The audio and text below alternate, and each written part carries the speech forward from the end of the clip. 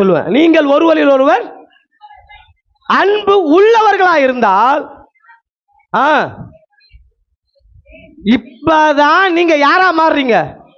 Season என்பவன் குருவை போலவே, சீசன் என்பவன் குருவை போலவை தனக்காய் வாழாமல் அவருக்காகவே.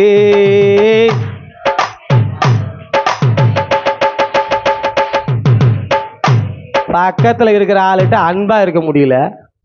அவருக்காகவே நான் அழைத்து விழுந்தாலும் அதை மகிமை. ஐயா, கிறிஸ்தவன் எப்படி தெரியுமா இருப்பான்? கேட்பான் கேட்பான், கீழ்ப்படிய மாட்டான், போயிடுவான். ஆனா சீசன் என்பது யார் தெரியுமா? குருவை போல. ஆமென் சொல்றாங்க.